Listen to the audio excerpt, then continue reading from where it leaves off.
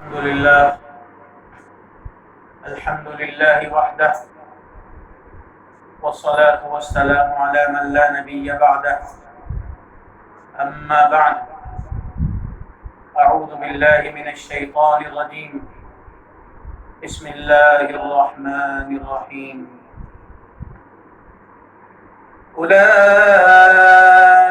لهم رزق معلوم فواكه وهم مكرمون في جنات النعيم على سرر متقابلين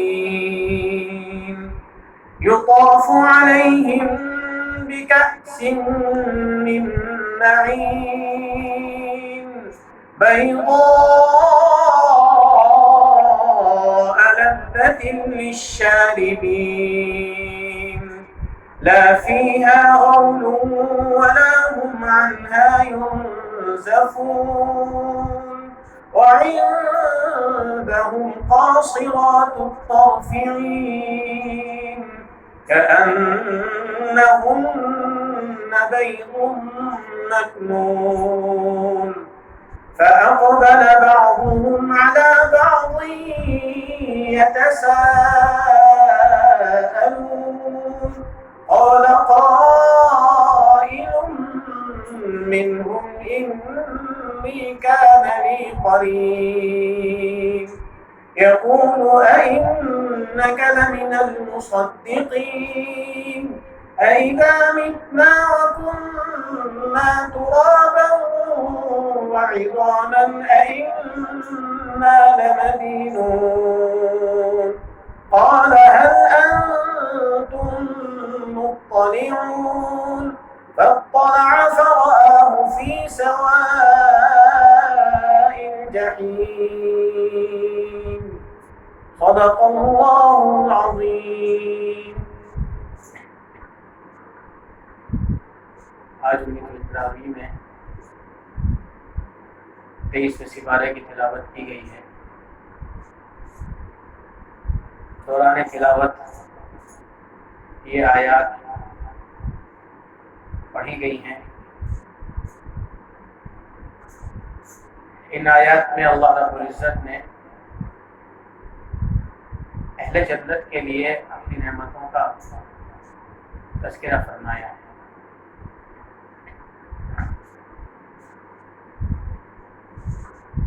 جب جنتی جنت کے اندر پہنچ جائیں گے تو اللہ تعالیٰ کی طرف سے ان کے لیے کیا کیا اعزازات ہوں گے، کیا کیا انعامات ہوں گے، اور کیسی کیسی نعمتیں اللہ رب العزت ان کو عطا فرمائیں گے. ان کا ذکر قرآن کریم کے اندر جا بجا آیا ہے اور احادیث رسول صلی اللہ علیہ وسلم میں بھی ان کا تذکرہ آیا ہے. لیکن یہ بات واضح ہونی چاہیے کہ جن نعمتوں کا تذکرہ قرآن کریم میں یا احادیث مبارکہ میں آیا ہے، صرف وہی نعمتیں جنتیوں کو جنت کے اندر نہیں ملیں گی، بلکہ یہ چیزیں جو قرآن و حدیث کے اندر ذکر کی گئی ہیں ایک نمونہ ہے. نعمتیں تو اس قدر ہوں گی اور ایسی ایسی نعمتیں ہوں گی کہ ان کے بارے میں خود حدیث کے اندر آتا ہے ما لا عین رأت ولا اذن سمعت ولا خطر على قلب بشر. ایسی ایسی نعمتیں ہوں گی جن کو کسی آنکھ نے اس سے پہلے نہیں دیکھا ہوگا، نہ کسی کان نے اس کے بارے میں سنا ہوگا، اور نہ کسی دل کے اندر یہ خیال پیدا ہوا ہوگا کہ ایسی نعمتیں بھی مل سکتی ہیں. بڑی عجیب و غریب نعمتیں اللہ رب العزت جنت کے اندر عطا فرمائیں گے. لیکن بہرحال آیات قرآنیہ کے اندر کچھ نعمتوں کا تذکرہ آیا ہے. ان میں سے ایک نعمت یہاں پر یہ ذکر کی گئی ہے، اولئک لہم رزق معلوم، ان کے لیے رزق معلوم ہے، جو رزق ان کو دیا جائے گا وہ معلوم ہے۔ لفظ معلوم کے معنی مختلف بیان کیے گئے ہیں۔ بعض حضرات کی رائے یہ ہے کہ قرآن اور حدیث کے اندر جو چیزیں بیان کی گئی ہیں ان کی طرف لفظ معلوم سے اشارہ کیا گیا ہے۔ بعض حضرات کی رائے یہ ہے کہ معلوم سے مراد اوقات کا تعین ہے، یعنی یہ معلوم ہے جنتیوں کو کہ ہمیں کس کس وقت میں کون کون سی نعمتیں ملے گی، پورا چارٹ، پورا ٹائم ٹیبل ان کے پاس ہوگا، ہر چیز کا ان کے بارے میں، ہر چیز کے بارے میں ان کو بتایا گیا ہوگا کہ کس وقت کون سی نعمت دی جائے گی۔ اور بعض حضرات کی رائے یہ ہے کہ لفظ معلوم سے مراد یہ ہے کہ وہ رزق یقینی اور دائمی ہوگا،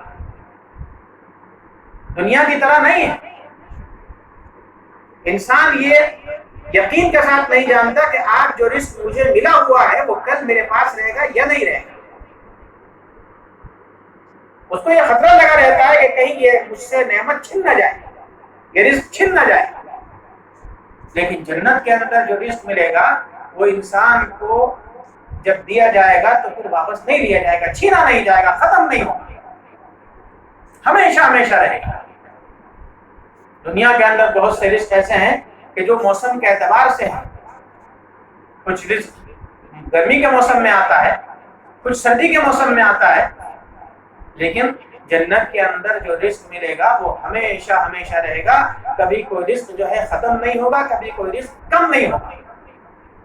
انسان کو یقینی طور پر معلوم ہوگا کہ جو رزق مجھے مل رہا ہے وہ ہمیشہ رہے گا، کبھی مجھ سے ضائع نہیں ہوگا۔ دوسری بات یہ فرمائی گئی فواکی، فاکیہ کی جمع اس چیز کو کہتے ہیں جس کو انسان لذت حاصل کرنے کے لیے کھاتا ہے۔ دنیا کے اندر انسان رزق استعمال کرتا ہے اپنی صحت کی حفاظت کے لیے، اپنے جسم کی حفاظت کے لیے، اس لیے کہ اگر وہ رزق استعمال نہیں کرے گا تو اس کا جسم جو ہے وہ کمزور ہو جائے گا، بھول جائے گا، ختم ہو جائے گا۔ لیکن جنت کے اندر چونکہ انسانوں کو جو جسم دیا جائے گا وہ ابدی ہوگا، اس کے فنا ہونے کا امکان نہیں ہوگا، اس لیے اس جسم کی حفاظت کے لیے رزق کی ضرورت نہیں ہوگی۔ جو کچھ رزق انسان استعمال کرے گا وہ محض لذت کے لیے استعمال کرے گا، فائدے کے لیے استعمال کرے گا۔ جسم کی حفاظت کرنا مقصود نہیں ہوگا، بھوک کو مٹانا مقصود نہیں ہوگا۔ تیسری بات فرمائی گئی وہم مکرمون، کہ جنت کے اندر ان کا اکرام بھی کیا جائے گا۔ اس لیے کہ اگر کسی انسان کو کتنی ہی اچھی نعمت آپ دے دیں اور اس کا اعزاز و اکرام نہ کریں تو پھر وہ اچھی نعمتیں اس کے لیے بالکل بے فائدہ ہو جاتی ہیں۔ لیکن اگر کوئی انسان کسی کو معمولی چیز دیتا ہے، معمولی رزق کھلاتا ہے، لیکن اس کا اعزاز و اکرام کرتا ہے، اس کی آؤ-بھگت کرتا ہے، اس کی تعظیم کرتا ہے، تو اس تعظیم کے اندر وہ ہلکی پھلکی دعوت وہ اس کو اچھی لگتی ہے بنسبت اس دعوت کی جس کے اندر رزق تو بہت عمدہ ہو لیکن انسان کو عزت نہ دی جا رہی۔ اس لیے جنت کے اندر پہنچنے کے بعد اہل جنت کا اکرام بھی کیا جائے گا، ان کا اعزاز کیا جائے گا۔ علی سرر متقابلین، چوتھی بات یہ فرمائی کہ وہ آمنے سامنے تختوں پر، مسہریوں پر بیٹھے ہوئے ہوں گے، ایسے بیٹھے ہوں گے کہ ان میں سے کوئی آدمی دوسرے کی گدی نہیں دیکھے گا۔ اب اس مجلس کی کیفیت کیا ہوگی؟ حقیقی مراد تو اللہ رب العزت جانتے ہیں، لیکن بعض حضرات نے اس کی یہ وضاحت کی ہے کہ وہ اتنی وسیع و عریض مجلس ہوگی، اتنی وسیع و عریض مجلس ہوگی، اتنے بڑے میدان کے اندر مجلس ہوگی کہ سارے کے سارے لوگ ایک ہی لائن میں بیٹھے ہوں گے، ایک صف میں بیٹھے ہوں گے، دوسری صف میں کوئی نہیں ہوگا۔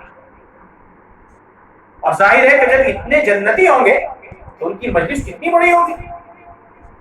اس وقت اللہ رب العزت انسان کے دیکھنے کی قوت میں اضافہ فرما دیں گے، انسان کے سننے کی قوت میں اضافہ فرما دیں گے، انسان کے بولنے کی قوت میں اضافہ فرما دیں گے، تاکہ ایک دوسرے کی بات کو سن بھی سکیں، ایک دوسرے تک اپنی بات کو پہنچا بھی سکیں، دوسرے کو دیکھ بھی سکیں۔ علی سرر متقابلین یطاف علیہم بکأس من معین بیضاء لذۃ للشاربین۔ جنتیوں کے سامنے شراب کے آبخورے پیش کیے جائیں گے جن میں شراب چھلک رہی ہوگی اور صاف ستھری شراب ہوگی، اس کے اندر میل کچیل نامی کوئی چیز نہیں ہوگی، بالکل صاف شفاف شراب۔ اور دنیا کی شراب کی طرح اس کا حال نہیں ہوگا، دنیا کی شراب میں بدبو ہوتی ہے، دنیا کی شراب پینے کے بعد انسان کا سر چکرانے لگتا ہے، انسان بہکنے لگتا ہے، لیکن جنت کی شراب ایسی عظیم الشان ہوگی کہ قرآن نے کہا لا فیہا غول ولا هم عنہا ینزفون، نہ تو اس کو پی کر کے ان کا سر چکرائے گا، نہ ان کے سر میں درد ہوگا، نہ پیٹ میں درد ہوگا، نہ عقل میں فتور آئے گا، اور نہ اس کو پی کر کے بہک سکیں گے۔ وعندهم قاصرات الطرف عین کأنہن بیض مکنون۔ پانچویں چیزیں بیان فرمائی کہ ان کے پاس نیچی نگاہ والی بڑی بڑی آنکھوں والی حوریں ہوں گی۔ نیچی نگاہ والی سے مراد کیا ہے؟ بعض حضرات مفسرین نے فرمایا ہے کہ نیچی نگاہ والی سے مراد یہ ہے کہ وہ اتنی باحیا ہوں گی کہ اپنے شوہروں کے علاوہ کسی کی طرف نظر اٹھا کر نہیں دیکھیں گی، اور اللہ رب العزت کی حمد و ثنا کریں گی کہ اے اللہ تیرا شکر ہے کہ تو نے ہمارا ساتھی ایسا دیا جو سب سے زیادہ حسین ہے۔ اور بعض حضرات نے فرمایا کہ قاصرات الطرف کے معنی یہ ہے کہ وہ خود اپنے طور پر اتنی حسین و جمیل ہوں گی کہ جس کے لیے ان کو متعین کیا جائے گا اس کو کسی دوسرے کی طرف دیکھنے کی ضرورت نہیں ہوگی، گویا ان کی بھی نگاہیں جھکی ہوئی ہے، اور جس کے لیے ان کو بنایا گیا ہے اس کی بھی نگاہیں جھکی ہوئی ہیں، اور ان کی خوبصورتی کو بیان فرمایا کأنہن بیض مکنون، ایسی خوبصورت ہوگی، ایسی چمکدار ہوں گی، ایسا لگ رہا ہوگا جیسے پروں کے اندر چھپا ہوا شتر مرغ کا انڈا ہوتا ہے، جب تک وہ پروں کے اندر رہتا ہے گرد و غبار اس پر نہیں آتا ہے تو اس کا جو اصلی رنگ ہوتا ہے وہ باقی رہتا ہے، اور وہ رنگ ہے سفیدی کے اندر زردی کی آمیزش، اور عربوں کے یہاں عورتوں کے لیے یہ رنگ جو ہے بڑا اچھا سمجھا جاتا ہے۔ بعض حضرات کہتے ہیں کہ یہاں انڈے سے تشبیہ دینا مراد نہیں ہے، بلکہ انڈے کے اندر جو ایک باریک جھلی ہوتی ہے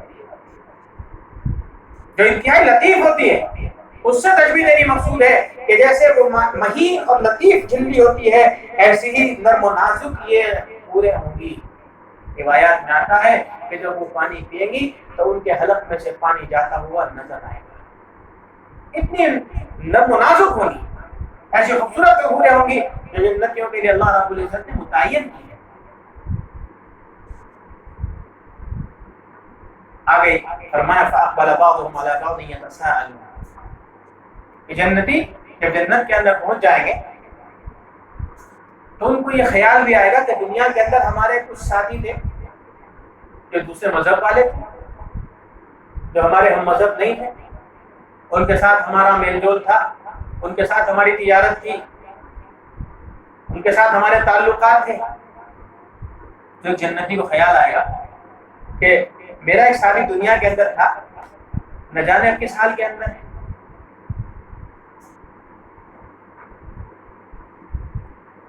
کون شخص ہے یہ؟ بعض حضرات تو کہتے ہیں کہ قرآن کریم نے اس کی مراد کو واضح نہیں کیا ہے، بعض حضرات کہتے ہیں کہ یہ وہی شخص ہے جس کا ذکر سورہ کہف کے اندر بھی آیا ہے، وَاضْرِبْ لَهُم مَثَلَ رَجُلَيْنِ کے اندر۔ یہ دو آدمی ہیں، ایک مسلمان ہے جس کا نام یہودا آتا ہے، اور دوسرا آدمی جو ہے غیر مسلم ہے جس کا نام جو ہے مطروس آتا ہے۔ یہ دونوں ساتھی جو ہے تجارت میں ایک ساتھ تھے، لیکن ایک مسلمان تھا اور دوسرا جو ہے وہ غیر مسلم تھا. کاروبار میں ان کو 8,000 دینار کا نفع ہوا. تو ان دونوں نے 4,000 دینار تقسیم کر لیا.